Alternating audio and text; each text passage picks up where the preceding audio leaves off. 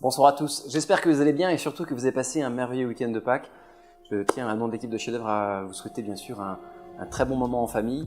Je vous interromps ce soir simplement pour vous donner le programme de la semaine du club de Chef d'œuvre avec sans plus attendre mardi donc l'avant de flash en rapport pré-plaisir de la semaine. Une vraie découverte, surtout un renouveau, une nouvelle histoire qui s'écrit à Pessac-Léognan dans un écrin qui a été longtemps la propriété du baron Haussmann. Je parle de Château-Rouillac, un très beau coup de cœur en 2015 pour le Rouge et les 2016 qui viennent de sortir du domaine.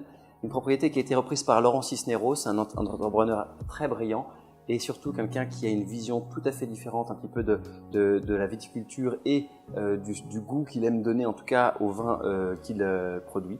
Donc une propriété à suivre de près qui, à mon sens, devrait faire parler d'elle dans quelques années. Alors, je veux bien sûr souligner là le rapport prix-plaisir vraiment excellent de ces très beaux Bordeaux. Mercredi, petit tour en Bourgogne. Alors, s'il y a parmi vous quelqu'un qui souhaite se lever très tôt, partir en voiture avec moi et Mathieu et aller faire un petit tour chez Étienne Sauzet, chez François Lump, chez Vincent Dureuil ou bien même au domaine Mouton à Givry, eh bien, n'hésitez pas à nous envoyer un petit mail, on vous accueillera volontiers, il y a une place dans la voiture et on partira assez tôt, on reviendra assez tard, mais on reviendra surtout avec pas mal d'étoiles dans les yeux et surtout de bons souvenirs. Jeudi, ça sera bien sûr la découverte avec ici là un chardonnay qui nous a vraiment bluffé en dégustation la semaine dernière, donc je voulais absolument partager ces coups de cœur avec vous sur le côté frais entre guillemets de la chose. Je vous emmènerai dans le Lot, dans le sud-ouest, pour découvrir le domaine Belmont, une propriété qui a longtemps été, je dirais, montrée comme un espoir du chardonnay ailleurs qu'en Bourgogne, puisque sur quelques parcelles assez bien situées, eh bien, ce domaine Belmont produit des chardonnays de grand style.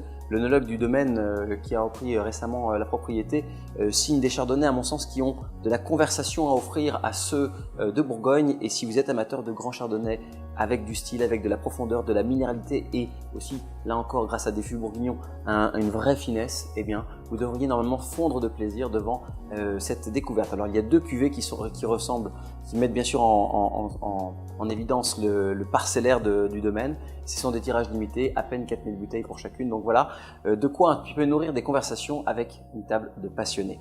Samedi, ce sera bien sûr là la Bourgogne et les domaines un petit peu emblématiques de chef-d'œuvre comme nous proposons systématiquement le samedi. Donc là, nous irons à Meursault chez François Mikulski qui nous a offert la chance de pouvoir avoir pas mal finalement de 2016, une belle allocation.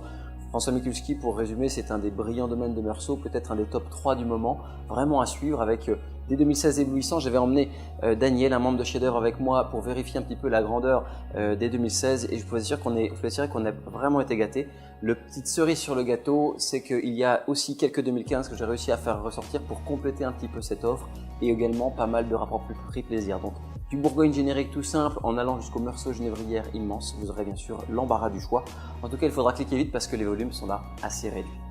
Dimanche enfin, eh bien, je voulais mettre sous les projecteurs 5 vins de légende. Donc vous retrouverez ici bien une offre qui met d'abord sous les projecteurs les derniers millésimes de ces propriétés que sont Vega Sicilia, que sont Umbrecht pour le Rangon de Tann.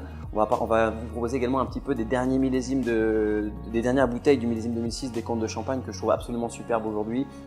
Il y aura les derniers millésimes de Marlène Soria au domaine Père-Rose et encore d'autres. Donc voilà le genre de plaisir en tout cas que vous pourrez retrouver, des cases à cocher dans sa vie, des vins à acheter en quantité infime, juste pour un moment dans sa vie de dire voilà, j'ai bu le dernier millésime et ça c'est vraiment intéressant. En tout cas, ça fait partie d'une vie d'amateur.